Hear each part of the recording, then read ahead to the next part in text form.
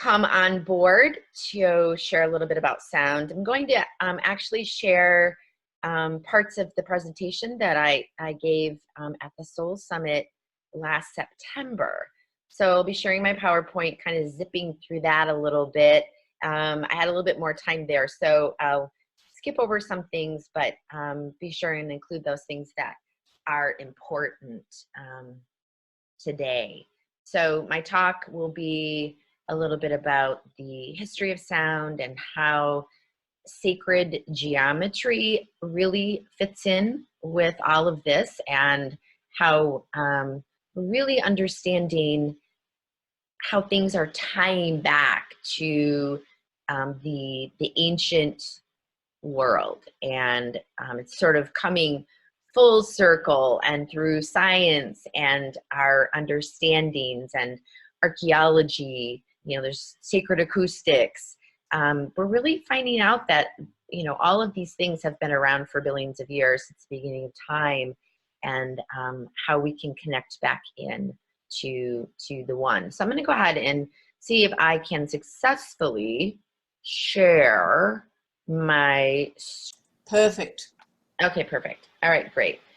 Okay, so so this talk, it's, as I said, we're going to talk a little bit about the ancient science of sound. And I want to start with this picture, because this picture, which is of all these like hexagons that looks kind of like a beehive. I was sitting in a meeting trying to collaborate and come up with ideas with a couple of other sound healing musician friends of mine, and I looked up and I saw this interesting happening in this construction across the street, and I immediately thought of a beehive and the bees and the sacred geometry, and I was like, whoa. And then all of a sudden I got this huge download of information. And I also remembered a reading I had with Suzanne Wilson where she kept mentioning bees, what bees coming up. And I'm like, what? And had really no idea, but readings with Suzanne, if you've ever had one, it's kind of like, okay, I'll just write it down. I don't know what it means. But it also connects me to sacred geometry. And I started thinking more about bees and humming in Egypt and this ancient technology that's been around through nature, through animals, through geometric shapes. And in fact, in Egypt, they revered the bees. You see them in a lot of the hieroglyphics, in a lot of their the pictures that they have showed that are historical. That there's sayings that the bee was created through Ra's tears, Ra's the sun god, and they found humming to be a particularly healing modality, and that it would have the ability to raise your consciousness and actually affect your cerebral spinal fluid. And they looked at this humming and the bees and the honey as kind of a nectar of the gods, and humming being and bees being mentioned in the Tibetan Book of the Dead. And in research that's been done by Raymond Moody, in fact, has shown that one thing in common of many near-death experiences is people hearing the sound of humming. People who have witnessed UFOs hear the sound of humming. So it was just interesting to me that all I did was look out the window at a Starbucks and see these hexagons, and bam, I'm all of a sudden opening up to all sorts of very interesting and crazy information. So the signs are really all around us when we just sit back and we're present and aware for them. So another really interesting thing about not necessarily bees, but it ties into bees, are flowers. And they've done studies that show that our flowers actually are listening. And so they actually have the specific shape within their flower is such that it captures sound, and so that they can hear when bees are by, and they actually create a sweeter nectar when that happens. So even our plants and flowers are listening, and sound and humming is very important to them as well. So I just find that to be super fascinating. So be careful when you're sharing secrets in your garden, because the flowers are listening. All right. So moving on, when we talk about sound and what it is, it's energy, and it's propagated as a wave, and it's been around since the beginning of time. So since the beginning of our universe, people have understood sound and vibration to be this creative, transformative force. It's mentioned in the Bible. In John, in the beginning was the Word, and the Word was God, sound. And then in the Vedas, in the beginning was Brahman, with whom was the Word, and the Word is Brahman. And Brahman in the Vedas is their word they use for God or the divine. So many biblical texts and faiths and etc. have reference to sound way back from the creation of the universe, bringing it into being. So sound, really is this creative force of structuring and organizing, and really being the heartbeat. The heart sound is the heartbeat of our universe, truly. And it connects everything. It's invisible, but has these amazing holographic properties. It has the power to structure matter at an atomic scale, from the biggest star to the smallest plant. We find that sound and everything around us is just a coagulation, a mixture of these sound waves. And we go back into Egypt in the research that was done in the pyramids, and showing that they have absolutely amazing acoustic properties. And so many people have theorized that the need for creating the sound in the pyramids and in these resonant chambers was so that they could communicate with the dead. There's also recent theories saying that these buildings were created as a source of power, using sound to create a magnificent source of power. And in Egypt, when priests sing hymns to the gods, they sing in vowels. I mean, they bring in sound in such magical ways, and brought in sound in magical ways. And we're talking like thousands of years ago. And we talk about, Stonehenge and the acoustic properties of the stones that are there. There's studies done by George Nash where he measured the acoustical properties of the different stones at Stonehenge, and there were clearly factors that were created,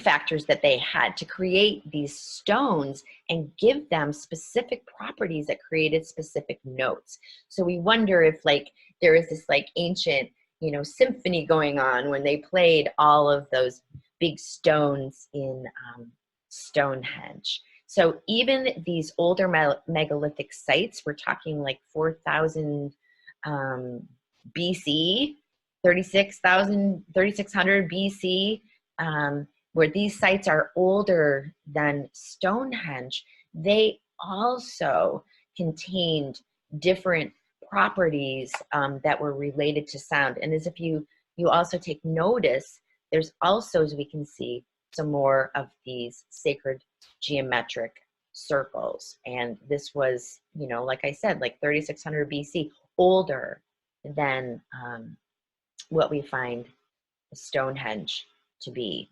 So when they've studied these megalithic sites, they actually went in there, and there's a discipline in school, sacred acoustics, sacred archaeology, and scientists studied the acoustic properties of these underground chambers, these chambers that were built in rock. And they found that the sound would echo throughout these chambers, throughout an entire chamber, and that they found a location that they named the Oracle Room, where any word that was spoken was magnified over 100 times and audible throughout the entire structure. And they also measured the resonant frequency, and it was 70 hertz and 114 hertz. So when the resonance of those hertz are played together, it's created this harmonic that was fascinating because it was resonant through this entire chamber. And when they had people toning, they actually had people toning and coming to these certain frequencies. And they found that these frequencies had a particular effect on human brain activity. So they're hypothesizing that these chambers and the sounds that were able to be created within them would have supported chanting and ritual and the raising of consciousness. So when they named it the Oracle Room, it obviously, it totally fits. So way back then, 3,600, years ago, BC, sound was important. It was also very important to the ancient Greeks and the Romans. They had what were called these dream incubation chambers where they would go into and they would tone or hum for a certain period of time so that they could enter in this dreamlike state to connect with the afterlife.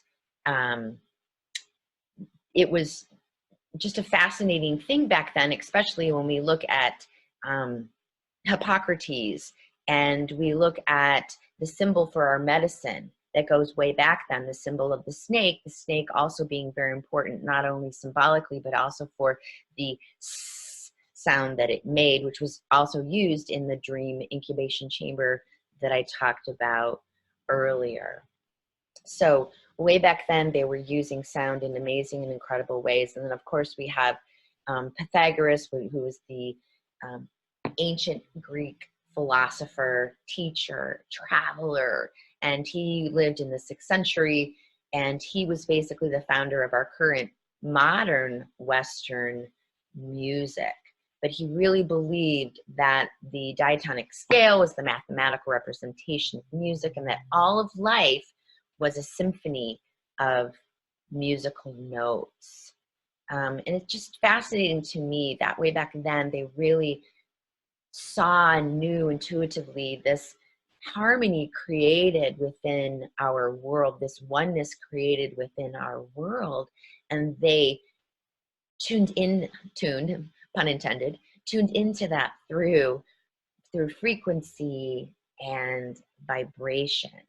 And Pythagoras came up with the fifths and the monochord, which was the one note, and the vibration and harmonics. He was a very important person in history and did a lot of work with sound and healing. I mean, Pythagoras really was a holistic healer. India, of course, have always been connected to sound and vibration through mantra and chanting and what's called the Nad, which is basically the union of yoga and sound. Using that even today, Nad yoga is very popular. And of course, seeing that Om is the breath of God and the first sound of creation. So we're seeing that all of these cultures really connected back to this basic, fundamental, creative part of our universe, and saying that that was sound. Chambers were built within like Catholic churches.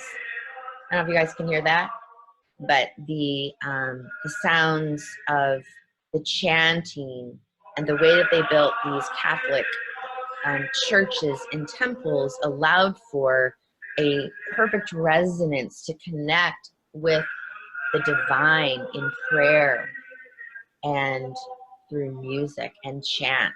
And the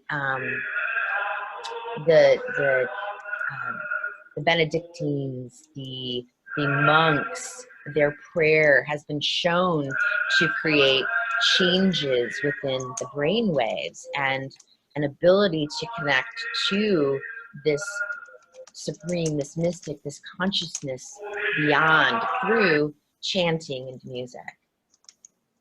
And I have to mention Saint Hildegard, one of my most favorite saints ever.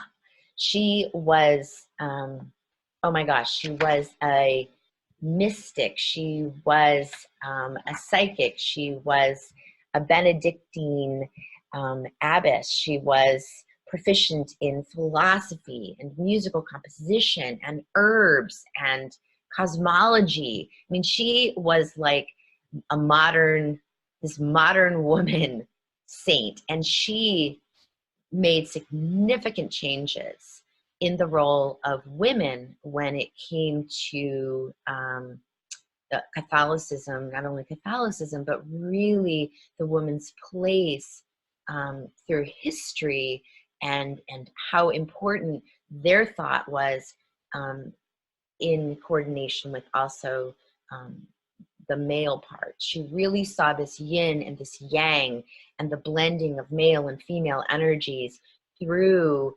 nature and also through sound and song. She's one of the most recorded women. She has her music in the 1970s made a huge revival. You can find hundreds of her recordings. If you've never heard her music, I highly suggest you check it out. I mean, I could talk about Hildegard for the entire hour, but I won't. She was just, she actually channeled divine messages from God that were acknowledged by the Pope. And this, we're talking like the 1100s. And that's pretty fascinating at that time, that to have a woman be recognized for that. She was a wonderful, holistic healer, and just not enough great things can be said about Saint Hildegard. So check her out. She's like super amazing. And I have a little bit of her music and if it will play. So if that's coming through, it was extremely ethereal, beautiful, impressive body of work, and her compositions are timeless, absolutely timeless. So moving on, I want to talk a little bit about mantra, and I'd love to have you guys just take note of this, and we're going to listen for a second. This is a really important mantra. It's super easy. Loka samasta sukhino bhavantu, which means may all beings everywhere be happy and free. And this mantra, when we chant mantra, we can really connect to the vibration of the words, because mantra is not just these words, it's the vibration of the words and how your tongue hits the roof of your mouth and affects meridian points within your body. And I like to think of a mantra as sort of like a telephone number to the universe. You know, your mantra is like, boop, boop, boop, boop, boop, boop, boop. I'm going to chant this, and truly what I'm doing is I'm dialing up this energetic frequency of the universe. Loka samasta sukhino bhavantu. I'm just going to play it for just a second so you guys can hear it. Samasta sukhino bhavantu. Loka samasta sukhino bhavantu. Loka samasta sukhino bhavantu. Loka samasta sukhino bhavantu. So mantra, just a little more on mantra. If you're going to sit and chant a mantra, and there's so many of them, mantra, chair, and pran, I suggest doing it for at least 3 minutes at a minimum to start to change the brain waves. But of course, doing it longer is absolutely delicious. And I really love mantra. I find that it's such a quick and easy way to shift my consciousness and shift my state of emotion, just to fall into the vibration of the sound. So not only are voices used magically for sound and resonance, but gongs and Tibetan bowls have been around for many years. They both have a mysterious past, and not much is really known about their origin, but we know that they can be traced back to the Bronze Age, and both in today's world are used extensively for sound and vibration and for shifting states of consciousness and the brainwave, and for healing. And so, you know, I found, like, through me, I play the gong. I'm sort of like addicted to the gong. I have like 7 or something. And I just really find that the gong can invite energy into the soul and speak to my heart in a very different language than words can. That it really allows me the ability to just fall into this vibration and connect to that wave of sound. And gongs, of course, you know, being around for thousands of years, used for tools for enlightenment, etheric projection, and even exorcism of negative spirits. So, but they're used by the monks and the Chinese and centuries to aid meditation, and they're just beautiful things, and absolutely love them. And then in your neck of the woods, Karen, the didgeridoo, which goes way, way back, and the Australians, they feel that the didge, that's the sound of creation. So that was how creation came to be, and it was through the sound of the didgeridoo. And yeah, so and that is also a beautiful, ethereal, healing instrument. The didgeridoo, I just absolutely love it. If you haven't heard one, check it out. The Native Americans, of course, have used sound, drumming, and ritual for thousands of years as well. And drums, you know, when I talk to people about, they're like, I really love to have my own instrument. What do I get? And we have so many choices. I really suggest having a drum. They've shown that it has these cancer-fighting properties, brain synchronization, reduction of stress and anxiety, PTSD. It helps you express and release emotional issues, puts you in the moment, self-expression. I mean, it's great for ritual, connecting to a higher power. I mean, there's really not, I can say so much about the drums, and the, you know, the Native Americans used it to call in and communicate with the spirits of nature through the sound of the drum. It's such a fascinating thing, and it's not something that is expensive to add to a collection just to have. It's super portable. You can bring it on a plane, you throw it in a backpack, put it in your car, you can drum wherever, right? I think if everybody was just drumming, we'd have a more peaceful, beautiful world. So, moving on, I want to kind of shift gears here. I mean, I want to talk a little bit about sound and back to sacred geometry, and a little bit about vibration. So Galileo was actually the first to notice that there was this formation that happened from sound and vibration way back in the 1600s.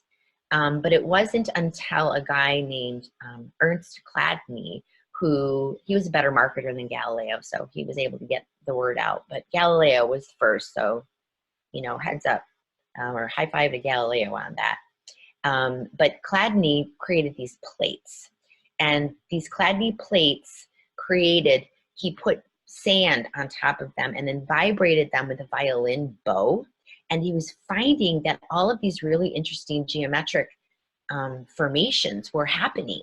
So these are all of the different ones that came from different sounds and vibrations that he played on this plate. It's like, what? So super fascinating. And then we moved on to another guy, Hans Jenny, and we came up with cymatics, which I'm sure some of you are probably familiar with, the cymatics. And cymatics is another study of wave phenomena where we can actually see sound as it moves. So he put different types of fluids on different plates, different types of medium, and then vibrated that through a resonant speaker. And we saw that these different fluids actually were moving. And these were all created just using simple sine wave vibrations, pure tones within an audible range. And so it's a physical representation of vibration, or how sound manifests into the form through the medium of various materials. I mean, it's like really super fascinating, playing all on that work that we talked about with Pythagoras and with, you know, Fibonacci was with the solfeggio tones, and, you know, all of these things that happened, or the Fibonacci number, and then solfeggio with the solfeggio tone. So everything through history we're seeing through the cymatics. And now that we can digitize things, we can actually see these digital forms come to life. So I've got an interesting video on cymatics, and I hope that it will play, because this is a modern day video that was created by a musician, by an artist, and he went through different forms of creating cymatics through fire and through water, and also through, he shows how we see vibration through Tesla's work. So let me see if this will play. Oh, actually, we're not going to get to that yet. Sorry, can't see my preview ahead. Let's talk a little bit more about the sacred geometry and the tablet of Shamash. So remember when we were talking about sacred geometry, showing way back in history, well, this is from 850 BC. And if we see right in this tablet in one of the temples, this is Shamash is depicted in here, and he is the Mesopotamian god of the sun.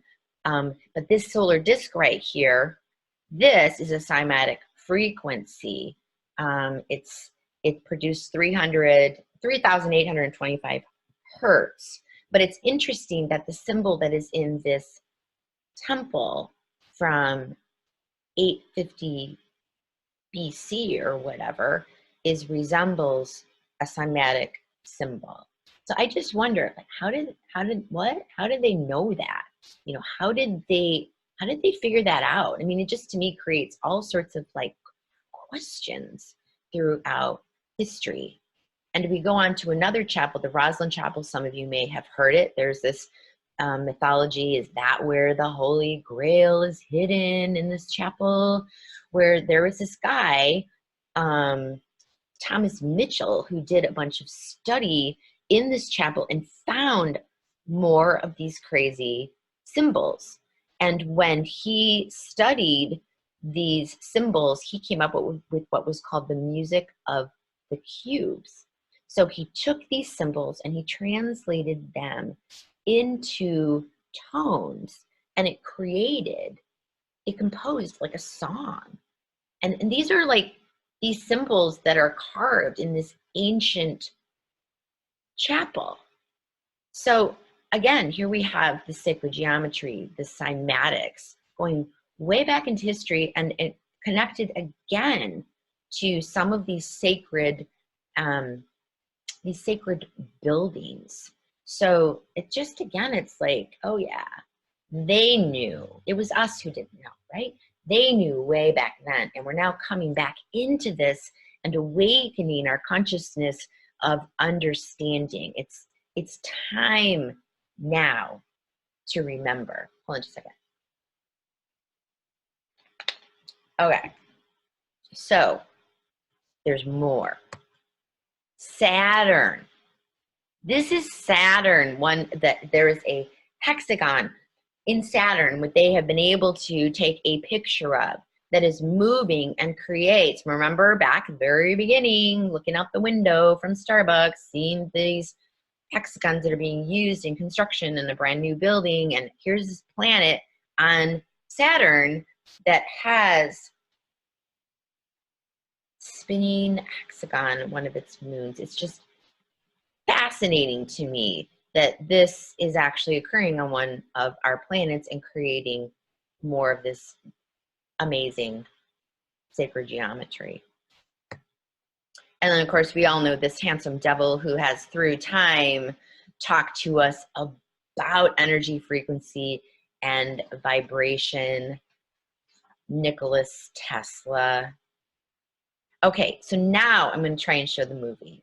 So as we've learned that sound is vibration, and with the sound wave we can capture and we can look at these waves in motion. And these artists have actually created this fantastic video that's super fun, and it really portrays sound, resonance, and vibration. Hold on.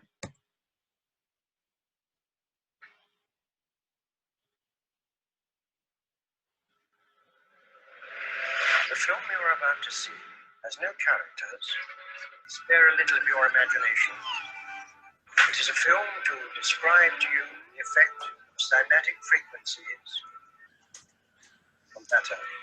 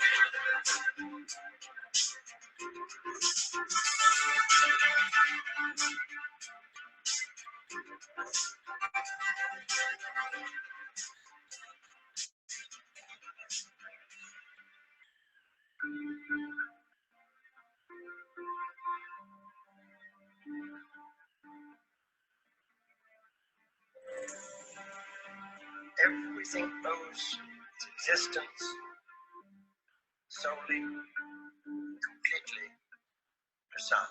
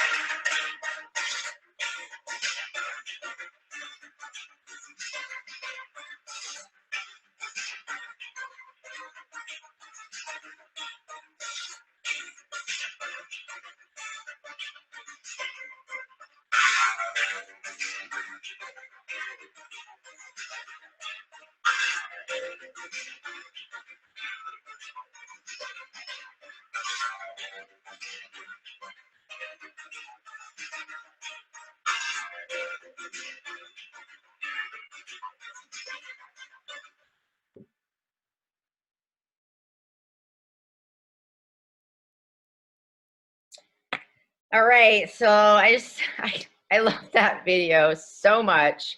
Everything in there. So what he did was he created the tones to get the cymatic frequencies, and then he did the song around it. So even the fire that was coming out in that long linear thing, those are called Rubens tubes, and so they react to the pressure of the sound that creates the fire. And then of course, I just love the ending part where they incorporate the Tesla coils. Kids don't try it at home. He had a special suit on so that he could do that. But it just really shows me that this power in frequency and vibration, that it can do just so much. It's just absolutely fascinating to me.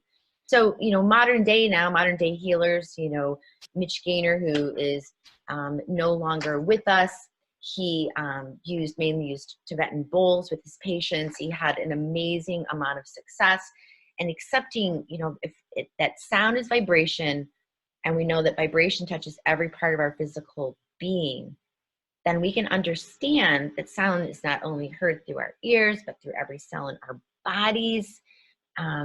So one reason sound heals on a physical level is because it so deeply touches us and transforms us on an emotional and on a spiritual plane. So sound is used a lot in healing now. It's becoming more and more prevalent. And Dr. Gaynor's work in oncology, he was an oncologist, and his work with his cancer patients was really groundbreaking. So the brain will respond to various stimuli such as light and, of course, sound by producing electrical changes and shifts in the states of our brain, moving, of course, from like the beta, the alpha, and we're getting into this theta frequency, which is sort of like sleeping while awake. It's super dreamy, it's lucid, into like the deeper states of delta where we're sleeping. And so that's really where healing can occur, when we can relax the brain. That's where mediumship can occur, when we can shift our brainwave states, as well as out-of-body travel and all those kinds of things. Jonathan Goldman said that frequency plus intention equals healing. So equally as important is adding in our intention of what it is that we want to occur. I love this so much, because if we did use music more often, I think we could really help to cure and combat a lot of disease. But other ways, sounds that can be used super quickly, I use, grief, PTSD, healing, expansion of consciousness, communicating with the divine, relaxation, anxiety. I mean, what can't sound do, really, I think, is more of the question. I used when my dad was, he had Parkinson's, and I would go to visit him. We would play with the gong. I would put Tibetan bowls on his head. He would use the bowls to, coordinate his hand movements, and we just really had a lot of fun with sound and vibration. Sound baths, super popular nowadays. This is one that I did. I combined it in a salt lamp shop with the healing vibrations of the beautiful salt lamps. Ritual, playing, like I did this for my mother's 3-year anniversary of her death. I guess angelversary is what we call it. And I rented a gong in Los Angeles, and we sat by the ocean on the sunset.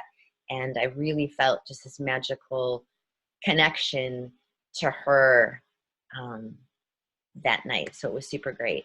And animals, oh my God, animals love sound and vibration. My dog Ernie, he really thought that was really just something special and relaxing. And what I found is, animals, while they really respond to the sound, often as pet parents, when we're relaxing by using sound and resonance, that translates into our animals also relaxing. So it's a super win-win situation using sound with our animals.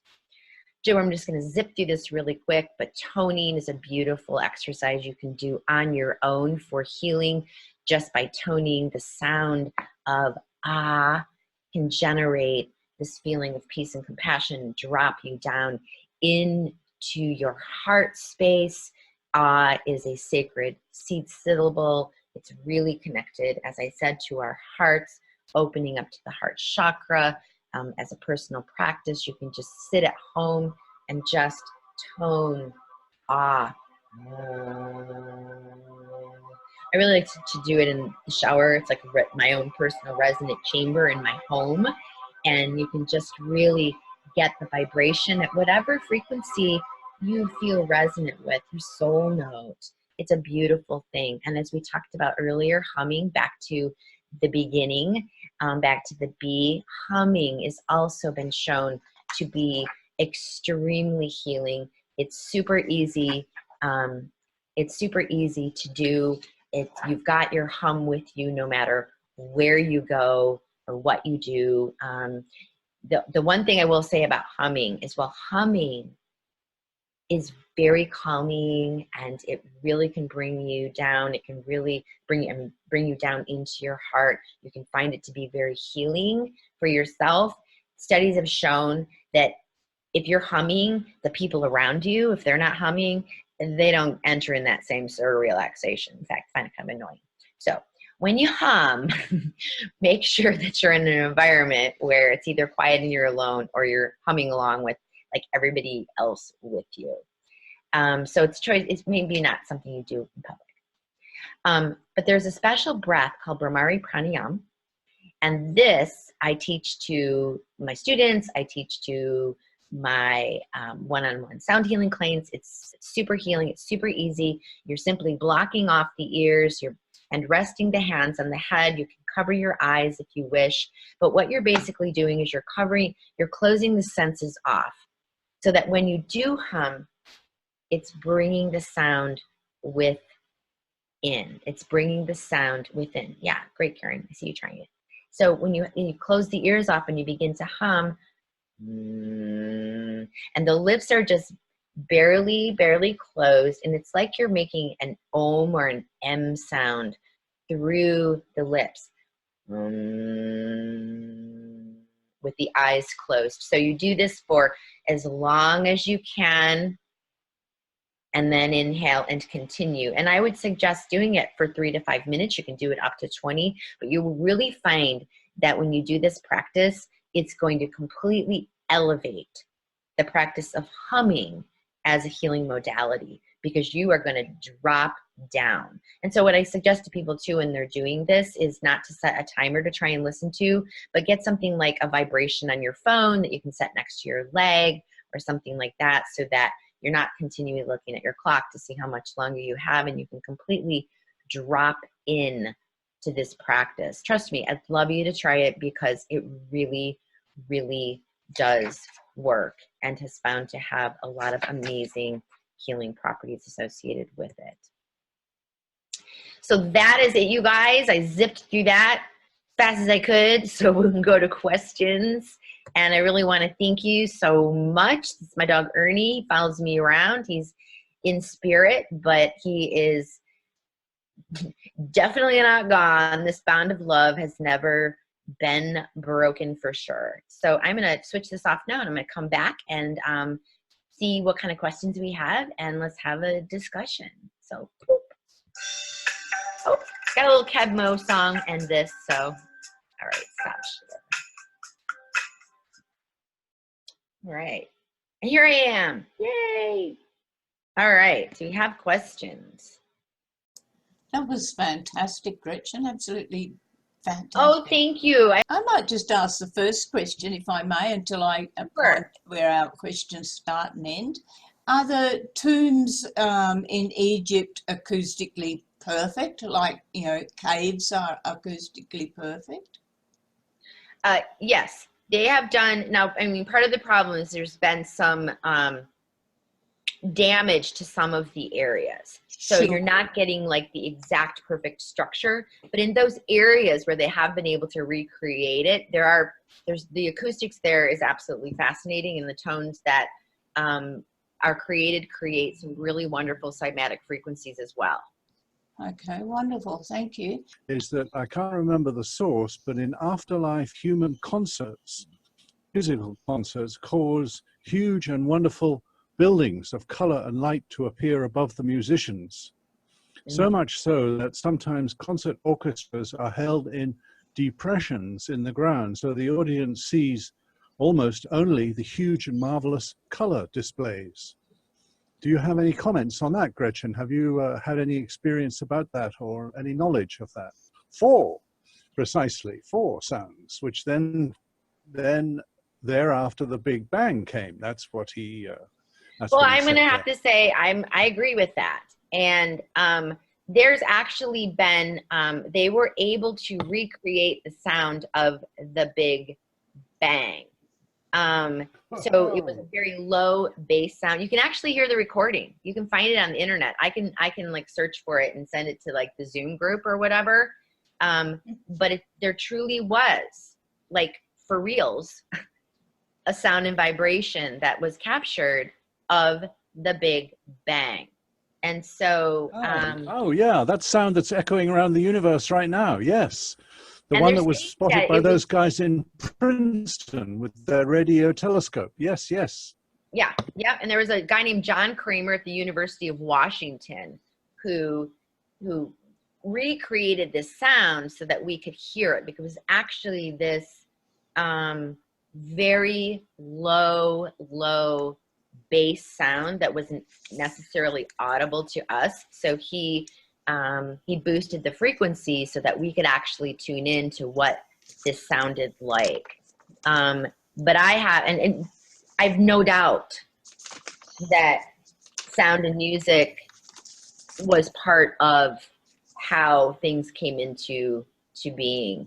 And if you do a lot of studies, reading Edgar Cayce or some of these older texts, some of the downloads from the Tibetan, you'll find text after text and writing after writing that speaks to sound and vibration, not only being part of the origin of our universe, but what's happening when people die, what's happening out in these like dimensions beyond us, that there are these orchestras just happening, sound, color, and light.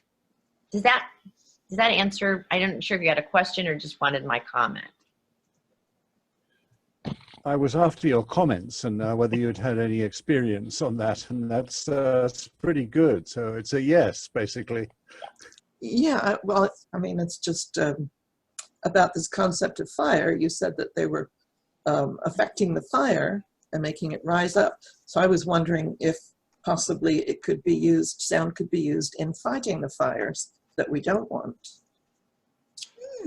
That's interesting. You know, I wonder, because the sound, it was the pressure of the tones that increased that gas. So, you know, I don't know how you would do it in a negative way, but you know, that's actually something to think about. Yeah, I have to totally.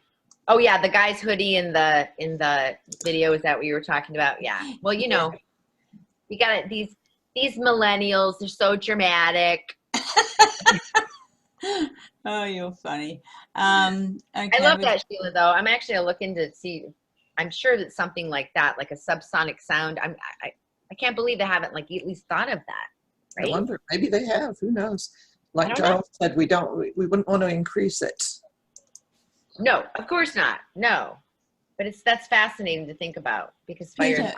Peter had a question. I have to put in at this point the Hulk movie. I forget which one it was. I think the second last, the one that had Tim Roth in it as the bad military guy. There they rolled out machines with huge speakers on them that attacked the Hulk. Oh yeah. And right, so if everybody remembers those, imagine one of those that had the right frequency to shut a fire down. Now there's something But now nobody's going to listen to me, and I wouldn't know who to talk to. but perhaps Gretchen knows who she could talk to say, hey, why don't you use one of those things and see what happens fire. I have a friend who's a fire investigator, a colleague actually. Haven't met him personally, but I'm going to mention that to him. Have a chat. Yes.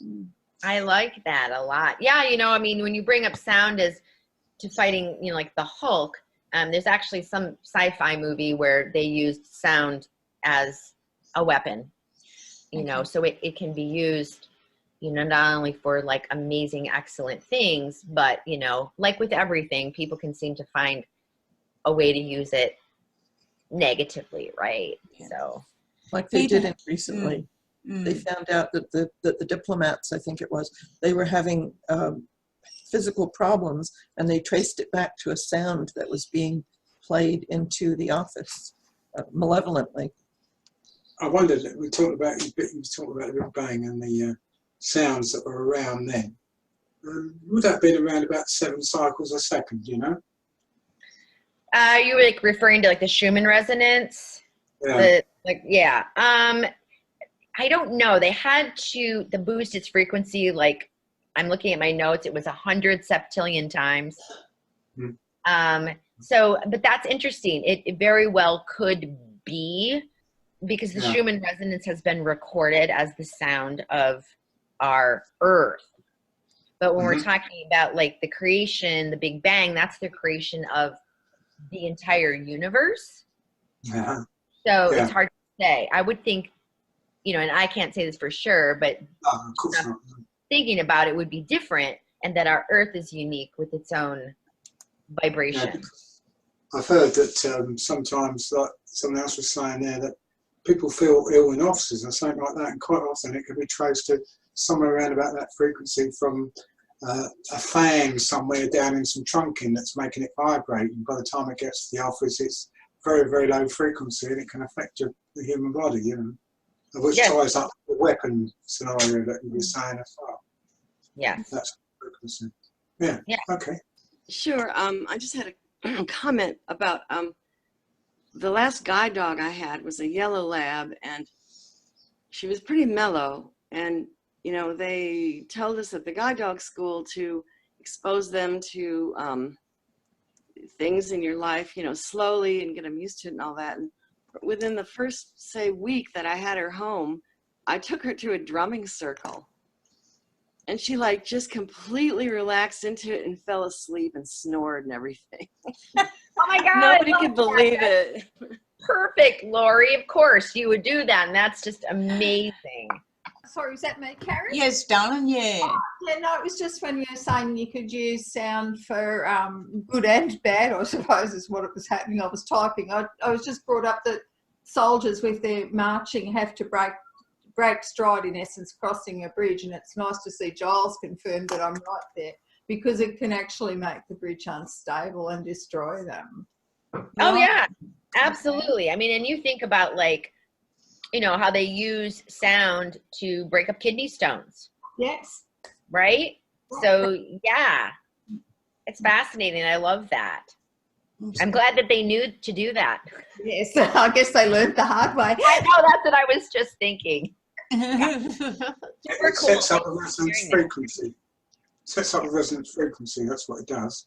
Yeah. In the bridge, and that destroys itself. I want to tell Gretchen what a wonderful presentation this was, how much I thoroughly enjoyed it, and how cool it would be to record the EVP in one of those chambers you showed us. No kidding, right? And it would just make the connection even that much stronger. But I think that when I'm working with my work and doing images that I'm starting to do, I will start to just use my crystal pyramid and my all that stuff.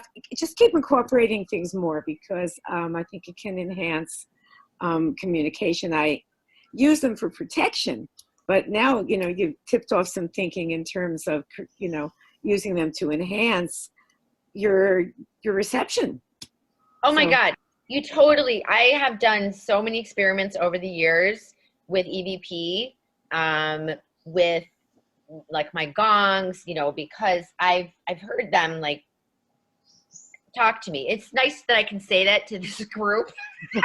There's not many people I can share at the deli. Yeah, my gongs were talking to me. Really, hold the mayo. So I experiment a lot with, you know, I had gotten some, when I was, you know, I do automatic writing, there were certain tones and frequencies that were coming through my writing, and I'm like, what?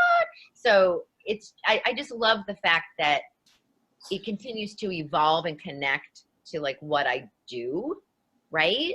So yeah, I mean, keep me apprised of experiments you do with your bowls and such. We don't know where it has a lot to do with how well tuned we are, right? And so if we tune in and use the sound to tune our orchestra, and everything is in harmonic resonance and beautiful, that we set up our own, like, you know what I mean? Our own line to where, you know, not that it's up there, but whatever. You know, it's hard to show like beyond the veil ether. Yeah. But you know what I'm saying? So yeah. I just think like when we get in tune, you know, that's when the magic really starts to happen, right? Working on ourselves first. Yeah. Yeah, like that like fascinates me beyond belief. And it ties a little bit into Emoto's work, The Messages from Water, where he did his work with, you know, putting that I love you, or, you know, saying something negative, and then measuring, you know, getting, looking at the cellular structure of the water and how it changed from the vibration of our words and our intention. You know, same stuff. It's like, you know, the more we learn, the more we're learning that everything fundamentally is just intertwined and connected.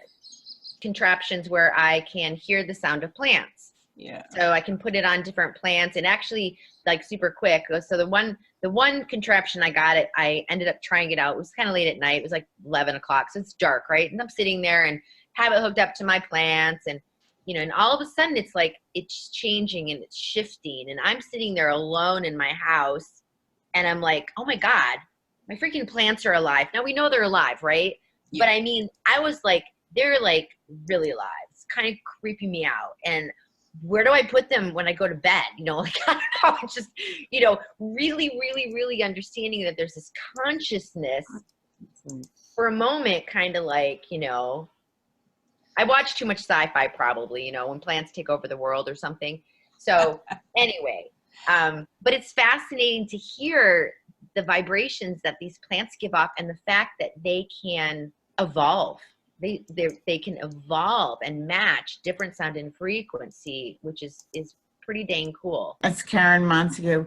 So I noticed with plants, you can communicate with them, and obviously if you talk to them nicely, they can grow, and they do actually talk back. They can actually learn to speak, communicate with you. I was watching some woman on YouTube where a Japanese woman, talking to owls and getting them. Did you see that? Yeah, it's fascinating. I watched that video like 100,000 times. And great. I love that. Great. And I found that's when even plants that aren't doing well, if you send them qi, as in qigong, I do qigong, they actually do better. And I've experimented with plants this summer and butterflies with qigong and sounds, and while I'm bringing energy around, they come around me, and which is wild. So I love that. Yeah, it's fascinating. And if you Google Japanese talking cactus, Japanese woman talking cactus. Yes, that's it. Yeah, it's great. Yeah, I was like, when I first saw it, I was like, what is happening here? Yeah, super. I'd love to know the contraption you bought where you can hear the sound of the plants. All right, you can email me and we can chat. There's like 3 or 4 out now. Well, you know, I just want to say, if you have questions or comments, or you want to continue conversation about sound, please reach out. Find me on Facebook. I love to talk about sound, especially in like out of the box ways, you know, and just the exploration of sound and consciousness and history. And, you know, there's been such great like stories and interesting things. I love the tapping the key and talking to the bees, and I just like super cool. This has been awesome. I'm so happy I'm here. Thank you so much, Karen. She's a very good girl, but she's just a squirrel. She's just seen a squirrel in the backyard, so she needs to go. Okay. But gosh, Gretchen, thank you so much. You've just really opened up so much information, so many thought processes for me.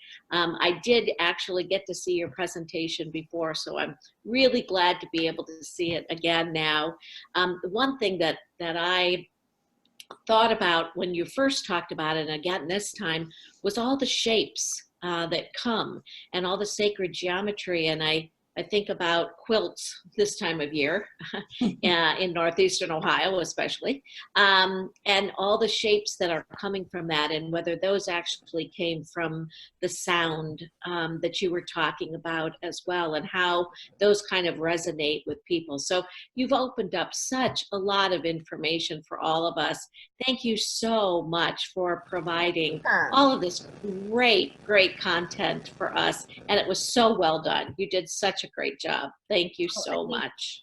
I super appreciate that. Now I'm like, now I've got to study quilts. You know what I mean? Because it's like, you're putting it on your body and it wraps you in, right? So, I mean, seriously, those who are here today, things will change because you'll never look at things the same. Everything will look like a dang shape to you, right? And then you're going to like correlate it to like sound or music. You won't be able to help it.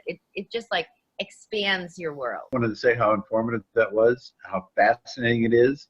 And you do wonderful work. So I just wanted to thank you for that, and hope that you come back for some more. Absolutely. Yeah. I love to talk. I could talk forever. Obviously I haven't. So thank you, Craig. I super appreciate that. I just want to say, if you want to hear more of Gretchen, she's going to come to she's our guest speaker at the Automatic Writing Mediumship Group on December 18th. Let me just double check. Yes, December 18th at 5:30 Pacific time. So Yeah, we're really looking forward to that. Me too. Yay. Yeah. I feel if we can find the resonant frequencies of the plant, and then you allow, just like with people, you know, our bodies are like a orchestra, each organ having a different frequency, and one gets out of tune. Bringing that resonant frequency allows for balance and harmony. So I would think that the same thing falls in line with nature and the plants, and finding that balance again, right? That's really what it's all about, is finding the balance. Thank you everyone for coming along, and also for inputting as you did. That's part and parcel of a good session, is that interaction. So we thank you very, very much. Bye everyone. Thank you so much. Bye everyone. Today.